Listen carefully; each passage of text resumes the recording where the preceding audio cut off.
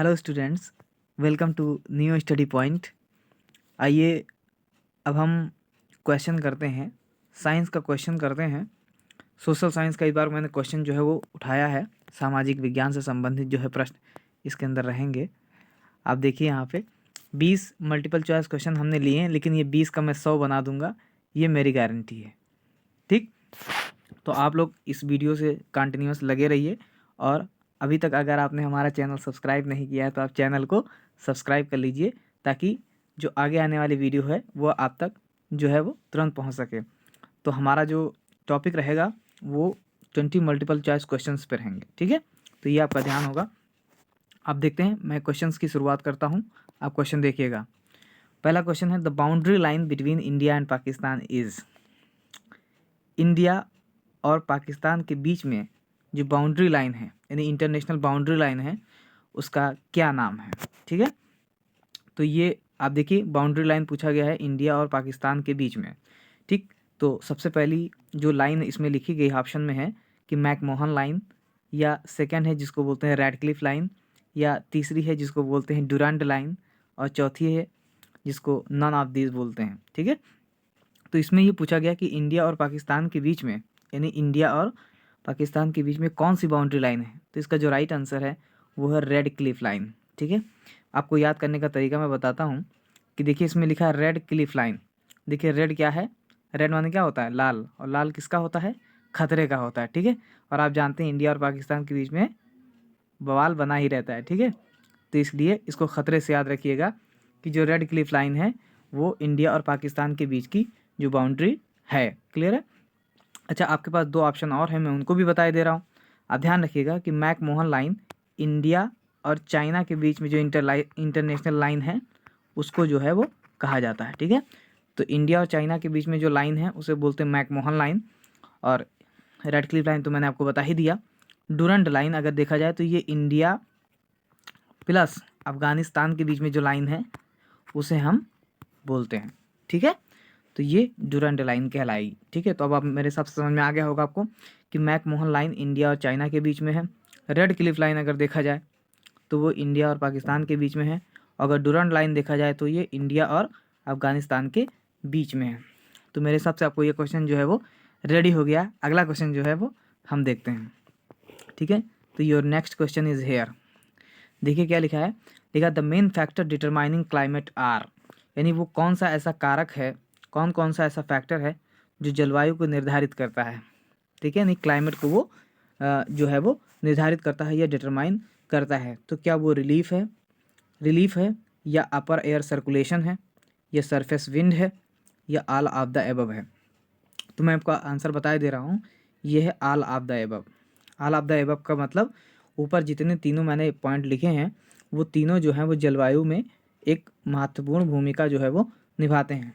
Relief की बात अगर आप देखेंगे तो रिलीफ आप जानते हैं कि हमारे पूरे इंडिया के अंदर जो मतलब इंडिया का जो फिजिकल फीचर है, अगर मैं फिजिकल फीचर की बात करूं, यानी जो इंडिया का फिजिकल फीचर है, तो इंडिया का जो फिजिकल फीचर है उसको कई पार्ट में डिवाइड किया गया है।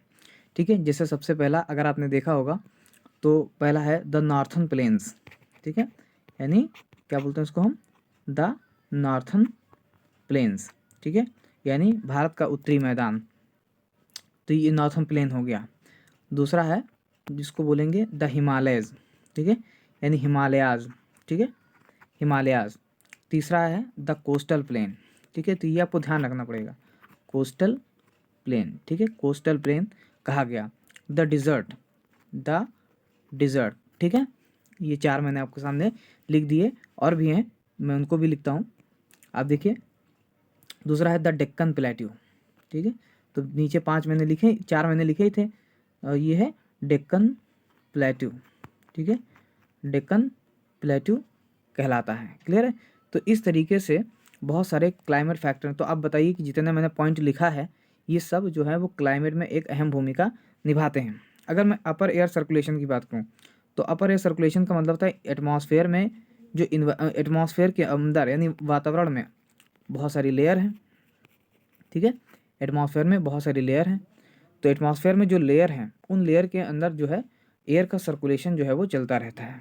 ठीक है, एयर का सर्कुलेशन जो है वो चलता रहता है। मैं बताता हूँ कि एटमॉस्फेयर में, इसे ए फॉर मैंने लिखा एटमॉस्फेयर, इसमें कौन कौन सी लेयर है। अगर सबसे आप देखेंगे ज़मीन के जो बगल में बिल्कुल जो ऊपर है उसे हम बोलते हैं ट्रोपोस्फेयर, यानी आप जिसमें रहते हैं वो इन्वायरमेंट का ट्रोपोस्फेयर पार्ट है। उसके बाद आता है जिसको बोलते हैं स्ट्रेटोस्फेयर, ठीक है, स्ट्रेटोस्फेयर आता है। उसके बाद आता है मीजोस्फेयर, ठीक है, मीजोस्फेयर। उसके बाद आता है थर्मोस्फेयर, ठीक है, थर्मोस्फेयर। और उसके बाद आता है एक्सोस्फेयर, एक्सोस्फेयर। तो ये एटमॉस्फेयर के पार्ट हैं और इन एटमॉस्फेयर के पार्ट में कुछ ऊपर जो है वो हवाएं जो है वो चलती रहती हैं, जिन्हें हम बोलते हैं जेट स्ट्रीम। क्या बोलते हैं? Jet stream. तो इनका भी कुछ असर होता है हमारे क्लाइमेट पे, ये क्लाइमेट को बिगाड़ सकती हैं और बना सकती हैं, ठीक है। और नीचे जो है जिसको लिखा है मैंने सरफेस विंड्स। क्या क्या लिखा है? सरफेस विंड्स, सरफेस विंड्स, ठीक है। तो ये सरफेस विंड जो है वो हमारे सरफेस के पास चलती रहती हैं। आपने इनका नाम सुना होगा, एक का नाम है लैंड ब्रीज, ठीक है, और एक का नाम है सी ब्रीज, ठीक है। तो इनका एक अलग भूमिका है, ठीक है। तो लैंड ब्रीज, सी ब्रीज, आप देखिए लू भी चलती रहती है। तो ये सारी चीज़ें जो हैं वो जो है वो आपके फैक्टर को जो है वो डिटरमाइन करती हैं। तो ये जो राइट आंसर है वो ऑल ऑफ द एबव है। Okay, your next question is, आगे देखिए यहाँ पे क्वेश्चन में दिया गया है the worst effect of drought is on, यानी सूखे का सबसे ज़्यादा असर किस पे पड़ता है। यानी अगर एटमॉस्फेयर में कभी सूखा पड़ जाए, यानी पानी ना बरसे या बारिश ना हो, ठीक है, तो उसका सबसे ज़्यादा असर किस पे दिखाई देगा? किसान पे दिखाई देगा, स्टूडेंट्स पे दिखाई देगा, या बिजनेसमैन पे दिखाई देगा, या सिटी पीपल पे दिखाई देगा? तो ऑफकोर्स आप जानते हैं इसका फार्मर्स पे दिखाई देगा, क्योंकि फार्मर्स पे इसलिए दिखाई देगा क्योंकि जैसे ही सूखा पड़ेगा तो सबसे ज़्यादा जो प्रभावित क्षेत्र होगा वो होगा एग्रीकल्चर, यानी जिसको बोलते हैं कृषि। एग्रीकल्चर होगा तो फूड जो प्रोडक्शन है वो ख़त्म हो जाएगा, यानी फूड प्रोडक्शन जो है वो डिक्रीज़ कर जाएगा, कम कर जाएगा, और जो है वो फूड सेफ्टी पे जो है वो डिस्टर्बेंस आने लगेगी। तो सबसे ज़्यादा सूखे का जो सबसे वर्स्ट इफेक्ट होता है वो फार्मर्स पे दिखाई देता है, बाकी सब पे नहीं दिखाई देता है, इतना ज़्यादा नहीं दिखाई देता। सबसे ज़्यादा ड्रॉट से झेलने वाला व्यक्ति जो है वो किसान होता है, ठीक है। नेक्स्ट क्वेश्चन, आपका नेक्स्ट क्वेश्चन है blue revolution is related with. Blue revolution किससे रिलेटेड? बहुत बेस्ट क्वेश्चन है और इससे क्वेश्चन आएगा, ठीक है। Blue revolution is related with, यानी नीली क्रांति किससे संबंधित है? तो क्या वो एग्रीकल्चर से है, या फिश से है, या एग से है, या ऑयल से है? मैं इसको बताता हूँ कि ये फिश से है, ठीक है। ब्लू रेवोल्यूशन मतलब होता है फिश का रेवोल्यूशन। और सबको भी बताए दे रहे हैं, एग्रीकल्चर रेवोल्यूशन को बोलते हैं ग्रीन रेवोल्यूशन। क्या बोलते हैं? ग्रीन रेवोल्यूशन, ठीक है। फिश का तो आप जानते हैं, अभी मैंने ऊपर बताया है ब्लू रेवोल्यूशन, ठीक है, ब्लू रेवोल्यूशन, क्लियर है। एग से अगर कहा जाए तो इसे बोलेंगे सिल्वर रेवोल्यूशन, ठीक है। अंडा आपको चांदी के जैसा दिखाई देता है ना, तो ये इसीलिए सिल्वर रेवोल्यूशन कहलाता है। ऑयल की बात अगर कही जाए तो ऑयल, चूँकि जब ऑयल निकलता है तो ये गोल्डन कलर का होता है, इसलिए इसको बोलते हैं गोल्डन रेवोल्यूशन। क्या बोलते हैं? Golden revolution. अब सवाल ये, रेवोल्यूशन क्या है? रेवोल्यूशन का मतलब होता है क्रांति। क्रांति का मतलब होता है कि एकदम से जो फूड प्रोडक्शन है, चाहे वो एग्रीकल्चर हो, या फिश हो, या एग हो, या ऑयल हो, इनमें एकदम से वृद्धि की जाए, ठीक, यानी एकदम से इनकी पैदावार जो है वो बढ़ जाए, इसको हम बोलते हैं रेवोल्यूशन, ठीक है। इनको क्रांति, इनमें टारगेट तय किया जाता है कि इतने टारगेट के अंदर हम इसका उत्पादन इतना ज़्यादा बढ़ा लेंगे, ठीक है, इसलिए उसके रेवोल्यूशन चलाया जाता है। तो अलग अलग प्रकार के अलग अलग जो है वो रेवोल्यूशन होते हैं। तो यहाँ पर मैंने 4 बता दिया, लेकिन इस ब्लू रेवोल्यूशन का जो आंसर है वो है फिश। ओके, चलिए नेक्स्ट क्वेश्चन आप देखिए। अगला क्वेश्चन है the main jute producing state is, यानी जूट को कौन सा स्टेट सबसे ज़्यादा प्रोड्यूस करता है, उत्पादन कौन करता है? क्या वो पंजाब करता है, या राजस्थान करता है, या वेस्ट बंगाल करता है, या बिहार करता है? तो आप ये बताएंगे। इसका जो राइट आंसर है वो वेस्ट बंगाल। वेस्ट बंगाल जो है वो सबसे ज़्यादा जूट को प्रोड्यूस करता है, क्लियर है।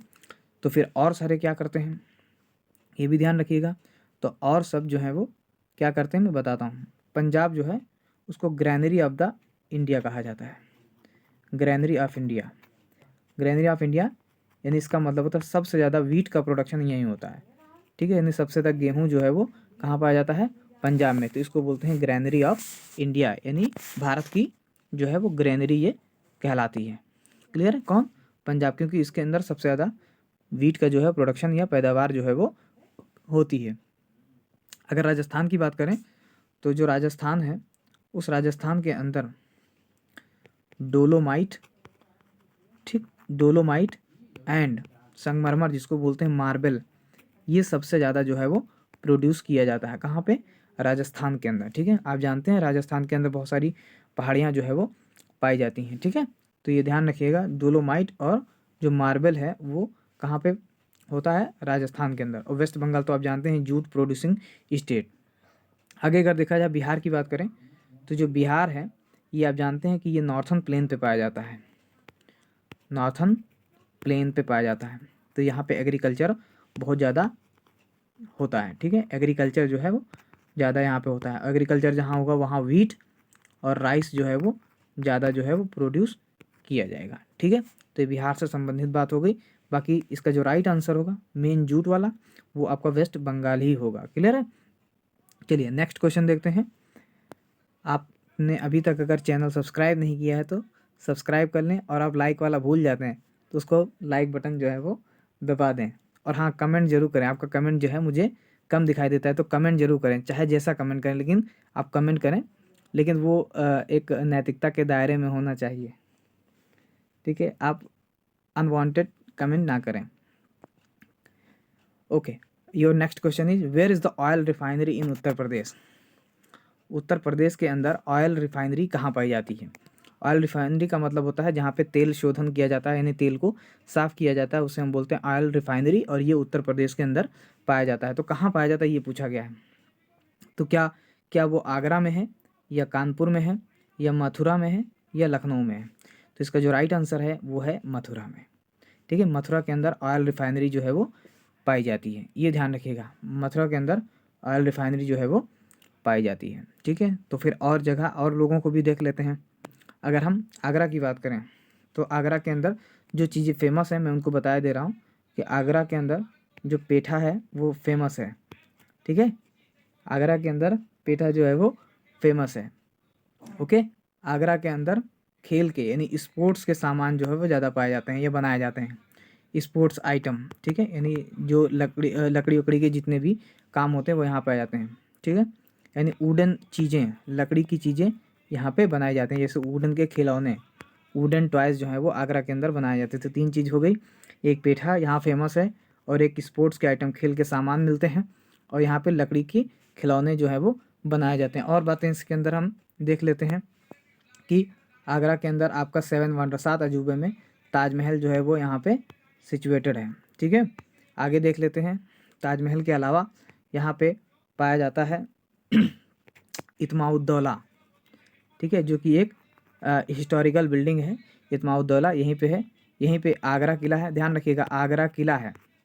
ठीक है, आगरा किला है, यहीं पे ध्यान रखिएगा।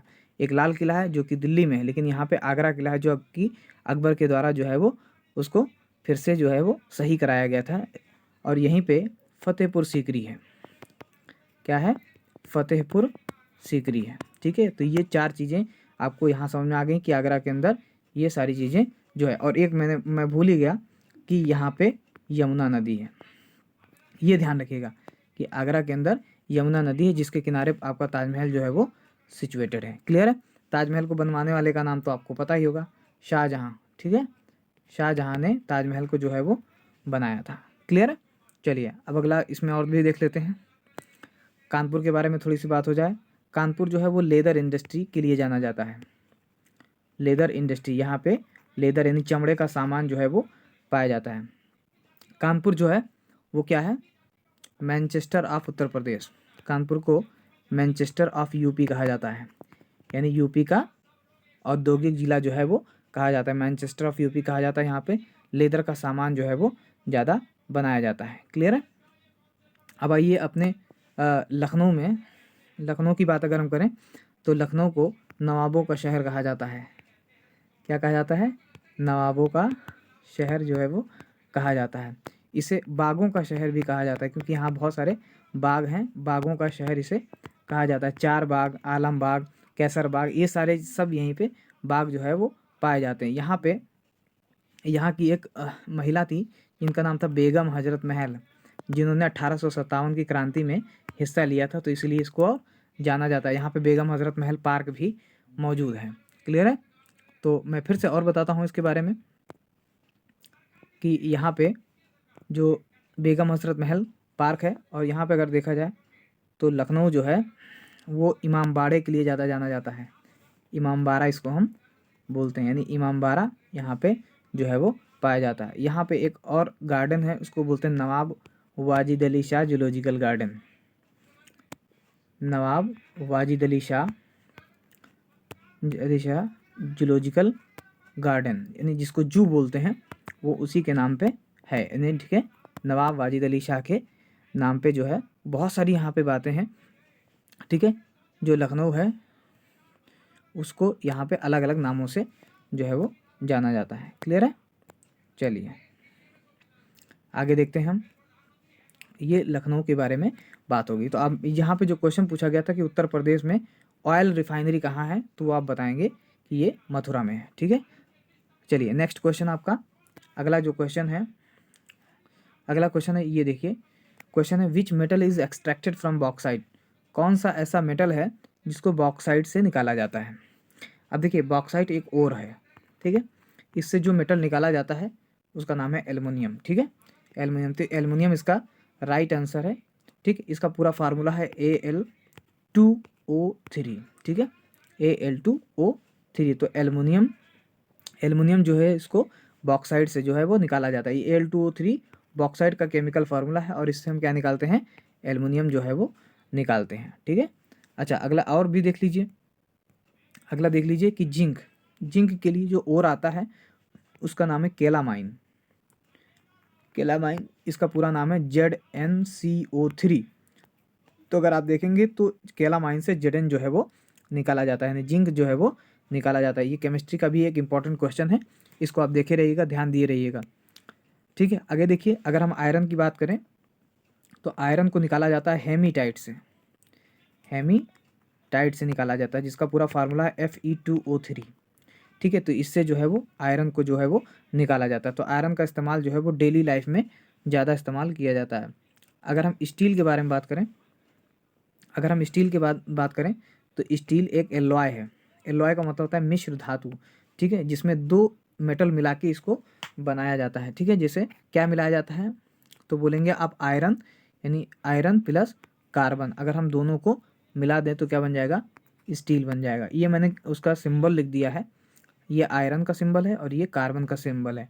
आयरन का सिंबल होता है Fe और कार्बन का सिंबल होता है C होता है। ठीक है, दोनों को मिला के स्टील जो है वो बनाया जाता है। और ये जो स्टील है इसके अंदर रस्टिंग नहीं होती, यानी इसके अंदर मोर्चा नहीं लगता है। ठीक है, इसलिए स्टील जो है वो बनाया जाता है। आपका जो नेक्स्ट क्वेश्चन है वो अगला क्वेश्चन है। अब ये देखिए हिस्ट्री से क्वेश्चन जो है वो आने लगा कि who was the leader of 1857 revolt in Lucknow. देखिए अभी मैंने क्वेश्चन बताया था, इसमें क्वेश्चन है कि 1857 के दौरान, यानी 1857 की जब क्रांति हुई थी, तो उस वक्त लखनऊ के अंदर विद्रोह करने के लिए नेता कौन था, यानी लीडर कौन था। तो क्या वो रानी लक्ष्मीबाई थी, या बहादुर शाह जफ़र थे, या बेगम हजरत महल थी, या कदम सिंह थे। ठीक है, अब ये क्वेश्चन अभी मैंने आपको बताया था कि लखनऊ में 1857 की क्रांति के दौरान बेगम हजरत महल वहाँ की क्या थी, राजकुमारी थी। ठीक है, बेगम हजरत महल। अब आ जाते हैं हम रानी लक्ष्मीबाई, बहादुर शाह जफ़र, जो कदम सिंह, ये कहाँ थे, इनके बारे में ही हम पता करते हैं। लेकिन हम एक काम करते हैं, हम आपको पूरा ही बताए दे रहे हैं, यानी 1857 की क्रांति कहाँ हुई थी और वो किसने, वहाँ के नेता कौन थे, इसके बारे में मैं आपको पूरा बताए दे रहा हूँ। ठीक है, चलिए आगे देखते हैं। ये देखिए मैंने इसको एक जगह पे लिख के रख दिया है, इसको आप ध्यान से सुन लीजिएगा। देखिए एक्स्ट्रा इन्फो में मैंने इसको लिया है कि दिल्ली के अंदर 1857 क्रांति का नेतृत्व बहादुर शाह जफ़र कर रहे थे। ठीक, आरा यानी बिहार में है, वहाँ पे कुंवर सिंह कर रहे थे। ठीक, झांसी के अंदर लक्ष्मीबाई कर रही थी। ठीक है, रानी लक्ष्मीबाई जो है वो झांसी के अंदर इसका नेतृत्व जो है वो कर रही थी, 1857 की क्रांति का नेतृत्व कर रही थी। मेरठ के अंदर अगर देखा जाए तो मेरठ के अंदर कदम सिंह कर रहे थे। ठीक है। मेरठ में कदम सिंह कर रहे थे। मथुरा के अंदर अगर देखा जाए तो देवी सिंह कर रही थी। ठीक है, और देखते हैं, और बहुत सारे लोग थे। ठीक है, तो इनको भी हमें देख लेना है। ठीक है, देखिए फैज़ाबाद में अगर देखा जाए तो मौलवी मोहम्मदुल्लाह जो है वो नेतृत्व कर रहे थे। अगर ग्वालियर में देखा जाए तो तांत्या टोपे कर रहे थे। बरेली में देखा जाए तो खान बहादुर खान कर रहे थे। हरियाणा में देखा जाए तो राव तुलाराम कर रहे थे। लखनऊ में देखा जाए तो बेगम हज़रत महल कर रही थी। इलाहाबाद में देखा जाए तो लियाकत अली कर रहे थे। तो इतने लोग जो थे वो 1857 की क्रांति का नेतृत्व जो है वो कर रहे थे। ठीक है, तो चलिए अब अगला क्वेश्चन देखते हैं। अगला क्वेश्चन है, ये आप याद जरूर कर लीजिएगा, एक जगह कॉपी पे उतार लीजिएगा ताकि वो भूले ना, एक ही दम से मैंने उसको पूरा बता दिया है।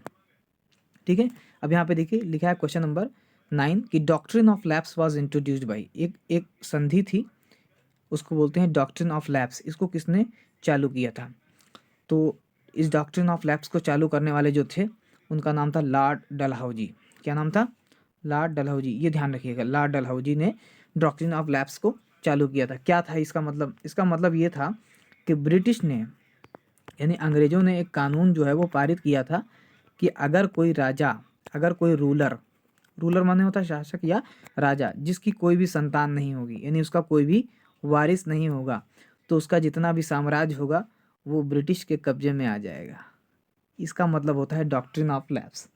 क्या होता है? Doctrine of lapse. उसने ये बताया था, लॉर्ड डलहौजी ने स्टार्ट किया था कि अगर कोई ऐसा रूलर, कोई शासक, कोई राजा है जिसका खुद का कोई वारिस नहीं है, तो उसकी जितनी माने उसके मरने के बाद उसकी जितनी भी संपत्ति होगी या उसका जितना भी साम्राज्य होगा या जितना भी एरिया होगा वो सब, उसका पैलेस, उसका महल, उसकी सारी चीज़ें, जायदाद जितनी भी होगी वो ब्रिटिश के कब्जे में चली जाएगी। यही वजह थी कि रानी लक्ष्मीबाई जो है वो लड़ रही थी, क्योंकि रानी लक्ष्मीबाई की संतान नहीं थी। ठीक है, उन्होंने एक को गोद लिया था। ठीक, और ब्रिटिश इस बात को मानने के लिए तैयार नहीं थी। वो इसीलिए जो झांसी था वो झांसी को अपने कब्जे कर रहा था और रानी लक्ष्मीबाई उसके लिए जो है वो संघर्ष कर रही थी। ठीक है, तो ये डॉक्ट्रिन ऑफ लैप्स के अंदर आता है। और भी बहुत सारे लोग हैं, उनके बारे में बात करते हैं। देखिए लॉर्ड कैनिंग, लॉर्ड कैनिंग देखा जाए तो लॉर्ड कैनिंग एक गवर्नर जनरल था। ठीक है, 1857 के दौरान जो है ये गवर्नर जनरल था। और इसने क्या किया था कि जो बहादुर शाह जफ़र हैं, बहादुर शाह जफ़र, इसने ये ऐलान कर दिया था कि बहादुर शाह जफ़र, इसने ऐलान कर दिया था कि अब जितना भी मुग़ल एम्पायर होगा वो अब ब्रिटिश के कब्जे में होगा। कोई भी उसका उत्तराधिकारी यानी बहादुर शाह जफ़र के बाद उसका कोई भी उत्तराधिकारी नहीं होगा, उस पर किसी का कब्जा नहीं होगा। किसका होगा? केवल ब्रिटिश का कब्जा होगा। ठीक है, और यहाँ तक कि इसने ये भी कह दिया था कि जो लोग मुग़ल एम्पायर का टाइटल लगाते हैं वो भी अब क्या कर दिया जाएगा? ख़त्म कर दिया जाएगा। आज के बाद वो अपने आप को मुग़ल या बादशाह जो है वो नहीं कह पाएगा। तो ये बहुत बड़ी जो है वो डिस्टर्बेंस थी जो उस वक्त डॉक्ट्रिन ऑफ लैप्स के द्वारा, मतलब लॉर्ड कैनिंग के द्वारा जो है वो चलाई गई थी। ठीक है, आगे आ जाते हैं।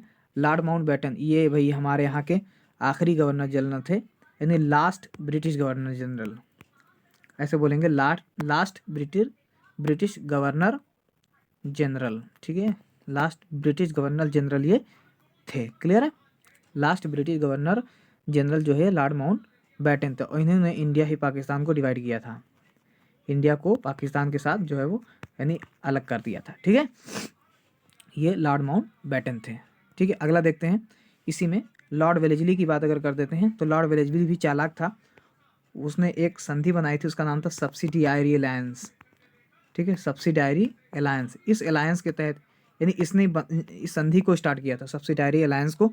इसने ये कहा था, ये क्या करता था कि जितने भी भारतीय राजा थे उनसे जाके ये मुलाकात करता था और उनसे कहता था कि आप मुझसे एक साइन ट्रीटी संधि कर लीजिए, इसलिए क्योंकि जब आप पे कोई हमला करेगा तो हम आपकी हेल्प करेंगे, बदले में आपको हमारा थोड़ा सा काम जो है वो करना होगा।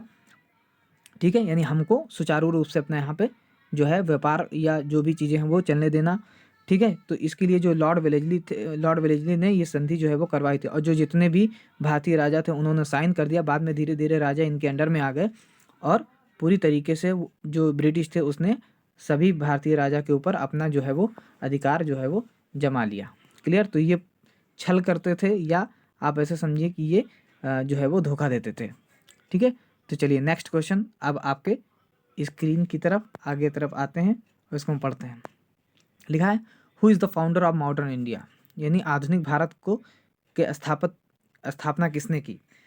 तो ये किसने किया, राजा राम मोहन राय ने किया। किसने किया, राजा राम मोहन राय, ठीक है, इन्होंने किया। और हमारे पास और भी लोग हैं, स्वामी विवेकानंद, रामकृष्ण परमहंस और एक स्वामी दयानंद। तो मैं इनकी भी बात कर लेता हूँ, ठीक है।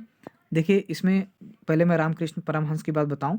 रामकृष्ण परमहंस एक साधु थे, सेंट थे, यानी इनका नेचर कैसा था, डिवाइन नेचर, यानी दैवीय गुण थे। ये ईश्वर में ज़्यादा विश्वास करते थे, ठीक। और इन्होंने जो रिलीजियस यूनिटी है, यानी धार्मिक एकता को ज़्यादा बढ़ावा दिया, यानी रिलीजियस यूनिटी को इन्होंने ज़्यादा बढ़ावा दिया, यानी धार्मिक, इन्होंने सबको जो है वो धार्मिक एकता बना के रखने के लिए कहा, और कहा कि सभी लोग जिस तरीके से रहते हैं वो अपनी आज़ादी के साथ रहें, और वो ये कहा कि लोगों के ऊपर जो है वो दया दिखाएं। तो ये जो है वो रामकृष्ण जो है थे, इन्होंने ये बात जो है वो कही थी।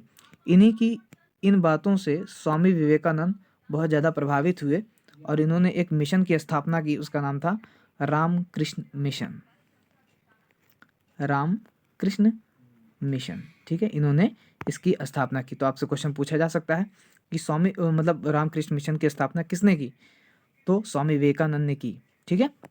अगर हम स्वामी दयानंद की बात करें तो इन्होंने एक समाज की स्थापना की, उसका नाम था आर्य समाज। बहुत सारे लोग इसको भूल जाते हैं क्योंकि बहुत सारे जो समाज हैं वो इसके अंदर रहता है। जैसे राजा राम मोहन राय ने भी एक समाज की स्थापना की थी, उसका नाम था ब्राह्मो समाज। क्या नाम था, ब्राह्मो समाज। तो लोग जो हैं वो इसमें थोड़ा सा गड़बड़ हो जाते हैं, गड़बड़ होने की कोई ज़रूरत नहीं। देखिए आर्य समाज में भी वाई है और स्वामी दयानंद में भी वाई है, तो याद रखिएगा कि स्वामी दयानंद ने आर्य समाज की जो है वो स्थापना की थी। तो ये थोड़ा सा ध्यान रखिएगा। मैं थोड़ा सा और बताता हूँ कि जो राजा राम मोहन राय हैं, इनको फाउंडर ऑफ मॉडर्न इंडिया तो कहा ही जाता है, इन्हें बोला जाता है founder of Indian nationalism, founder of Indian nationalism, यानी भारतीय राष्ट्रीयता के फाउंडर इन्हीं को माना जाता है, ठीक है। और मैंने अभी पीछे तो बताया है ये कि इन्होंने ब्राह्मो समाज की स्थापना की थी। बहुत इंपॉर्टेंट क्वेश्चन मैं आपको बता रहा हूँ।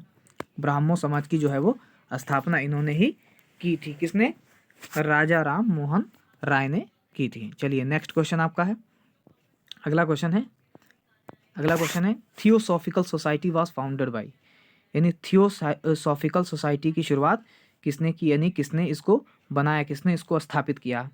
सर सैयद अहमद ने किया, या एनी बेसेंट ने किया, या स्वामी विवेकानंद ने किया, या एलन एक्टोवियन ह्यूम ने किया। तो इसको किसने किया, एनी बेसेंट ने किया, ठीक है। मैं एनी बेसेंट के बारे में बताऊं, एनी बेसेंट एक महिला थी, ठीक है। ये आयरलैंड की रहने वाली थी।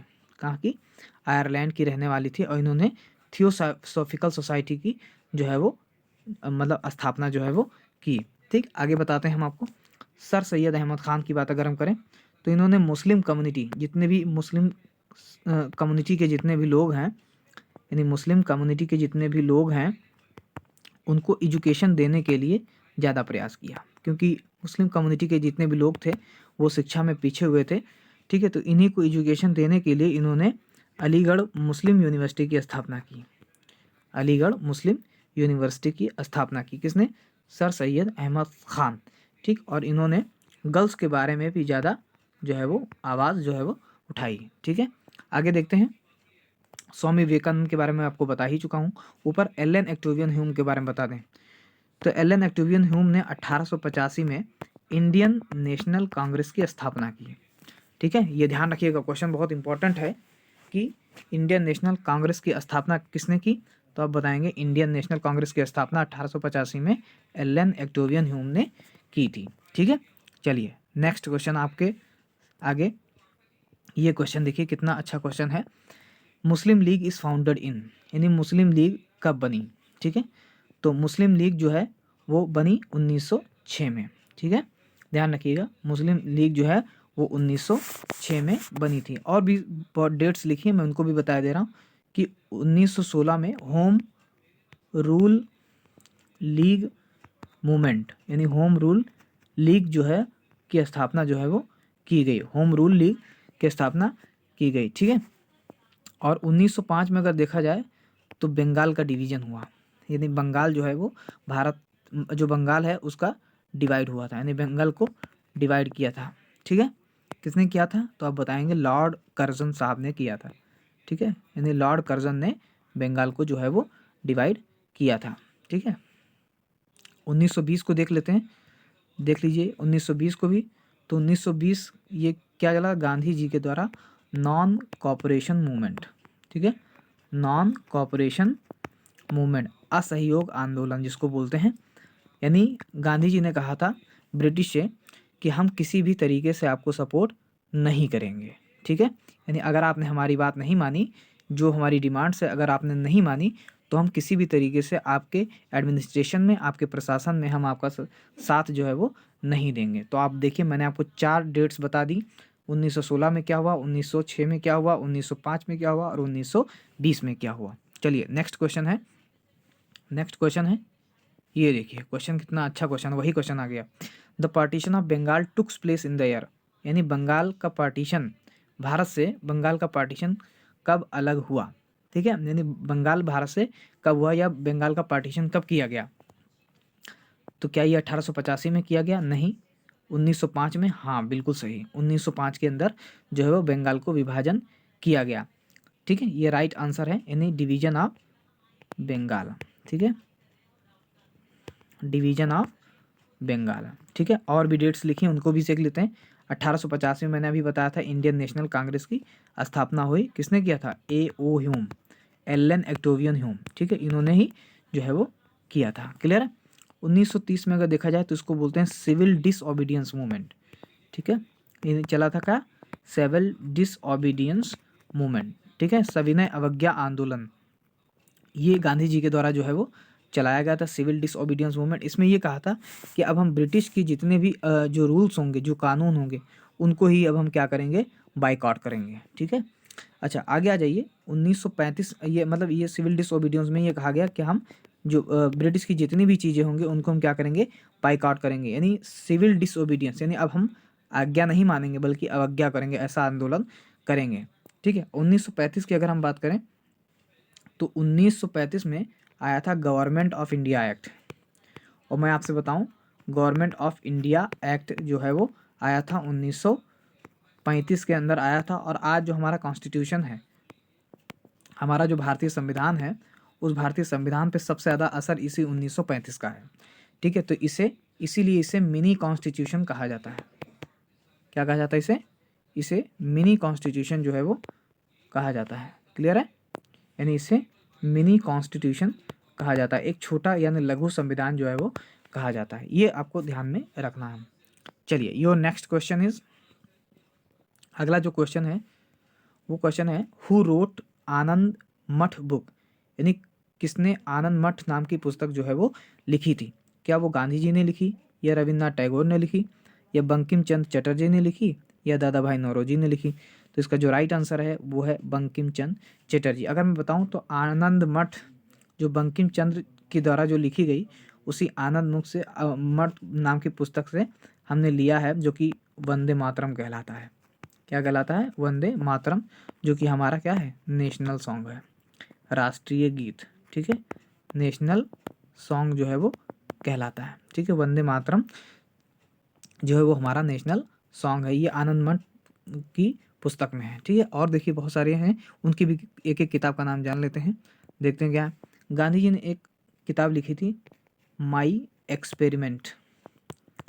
ठीक है, माई एक्सपेरिमेंट विद ट्रूथ। ठीक है, इनकी पुस्तक का नाम है, ठीक है, माई एक्सपेरिमेंट विद ट्रूथ, या इसी को हिंदी में बोलते हैं सत्य के साथ, सत्य के साथ मेरे प्रयोग। ठीक है, इन्होंने पुस्तक लिखी थी सत्य के साथ मेरे प्रयोग। ठीक है, माई एक्सपेरिमेंट विद ट्रूथ। चलिए हम आगे भी देखते हैं। रविन्द्रनाथ टैगोर ने जो पुस्तक लिखी थी उसका नाम था गीतांजलि, गीतांजलि। ठीक है, और इसी गीतांजलि के लिए इनको जो है वो मतलब इनको जो है वो पुरस्कार जो है वो दिया गया था। ठीक है, इनको पुरस्कार जो है वो दिया गया था। क्लियर है, किसने, मतलब रविन्द्रनाथ टैगोर के द्वारा। और मैं आपको बताऊं, रविन्द्रनाथ टैगोर ने जनगण मन, जो कि हमारा नेशनल एंथम है। जनगण मन ये हमारा नेशनल एंथम है। जनगण मन हमारा क्या है, नेशनल एंथम है, राष्ट्रीय गान, जिसको आप लोग हिंदी में बोलते हैं राष्ट्रीय गान है, नेशनल एंथम है। और इनके बारे में बात कर लेते हैं, ठीक है, रविन्द्रनाथ टैगोर के बारे में।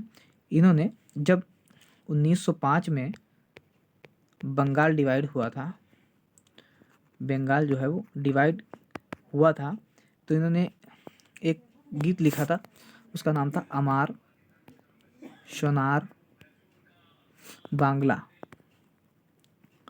ये लिखा था, जो कि आज बांग्लादेश का क्या है, मतलब उनका नेशनल एंथम है। अमार सोनार, अमार माने होता है माई, और सोनार माने होता है गोल्डन, ठीक, और बांग्ला माने होता है बंगाल। तो इसका पूरा नाम हो गया माई गोल्डन बंगाल, ठीक है, ये इसका नाम था। ये वहाँ की लैंग्वेज है, अमार सोनार बांग्ला करके, ठीक है, तो उस पर ध्यान रखिएगा, ठीक है। और एक लास्ट बचे हैं, मैं उनकी बात भी कर लूँ, दादा भाई नौरोजी। इन्होंने एक बुक लिखी थी, वो ध्यान रखिएगा, बहुत इंपॉर्टेंट है, poverty and un British rule in India.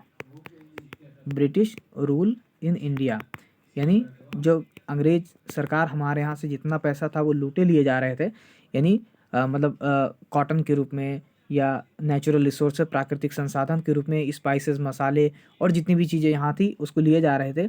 तब दादा भाई नौरोजी पहले ऐसे आदमी थे जिन्होंने ये नोटिस किया था कि ये लोग तो हमारे देश से जितने भी संसाधन हैं, जितनी भी वस्तुएं हैं वो लिए जा रहे हैं, हमारे देश को खोखला कर रहे हैं अंदर से, और हमको जो है गरीब बना रहे। तब उन्होंने ये बुक लिखी थी, poverty and un British rule in India, यानी हमारे भारत में अगर गरीबी है तो वो ब्रिटिशों की वजह से है। तो इसके बारे में इन्होंने सबसे पहले नोटिस किया, इसको जो है वो किताब छापी, ताकि लोगों के अंदर नेशनल फीलिंग आए, नेशनल फीलिंग जो है यानी राष्ट्रीय भाव जो है वो पैदा हो और लोग आंदोलन करें, ठीक है। तो ये सारी चीज़ें थी। चलिए नेक्स्ट क्वेश्चन है, नेक्स्ट क्वेश्चन देखा जाए। अगला क्वेश्चन है, देखिए बहुत अच्छा क्वेश्चन है ये, कि which one of the following is appointed by the president of India, यानी इनमें से कौन ऐसा व्यक्ति है जिसको भारत का राष्ट्रपति चुनता है, ठीक है। तो क्या है वो, CJI है यानी चीफ जस्टिस ऑफ इंडिया, कि चीफ मिनिस्टर ऑफ स्टेट, कि डिस्ट्रिक्ट जज, कि डिस्ट्रिक्ट मजिस्ट्रेट। तो ये है चीफ जस्टिस ऑफ इंडिया। इसको बोलते हैं सुप्रीम कोर्ट का जो सबसे बड़ा जज होता है ना, उसको हम बोलते हैं CJI। तो सुप्रीम कोर्ट कहाँ है भाई, तो आप बोलेंगे नई दिल्ली। तो ये क्या है, ये भारत का उच्चतम न्यायालय है, ठीक है, उच्चतम न्यायालय है। और चीफ जस्टिस ऑफ इंडिया ये जो है वो एक जज हैं, ठीक है, जो सबसे भारत के सबसे बड़े जज होते हैं, माननीय, ठीक है, वो जज होते हैं। चीफ मिनिस्टर तो आप जानते हैं ये स्टेट का हेड होता है, और डिस्ट्रिक्ट जज आप जानते हैं ये जिला एवं सत्र न्यायालय के जज होते हैं, और डिस्ट्रिक्ट मजिस्ट्रेट जो है वो जिला का जो है, मतलब जो जिला है उसकी जो है वो देख रेख करता है। इसके लिए IAS का एग्जाम होता है, सिविल सर्विसेज के द्वारा जो ये चुना जाता है, ठीक है। डिस्ट्रिक्ट जज के लिए भी वही प्रावधान है, और चीफ मिनिस्टर ऑफ स्टेट ये जनता द्वारा जो है वो चुने जाते हैं, ठीक है। आगे देखिए, your next question is, who was the second president of India, Bharat के द्वितीय राष्ट्रपति कौन थे। देखिए क्वेश्चन कैसा है, लोग फर्स्ट प्रेसिडेंट ऑफ इंडिया जरूर याद रखते हैं, लेकिन यहाँ पे क्वेश्चन में दिया गया सेकंड प्रेसिडेंट ऑफ इंडिया कौन है, तो ये आपको धोखा दे सकता है। तो आप जानते हैं सभी लोग कि डॉक्टर राजेंद्र प्रसाद जो है वो फर्स्ट प्रेसिडेंट ऑफ इंडिया है, और इसलिए मैंने इसको लाइन से रख दिया कि डॉक्टर राजेंद्र प्रसाद जो है वो first prime minister president of India है, यानी भारत के पहले राष्ट्रपति।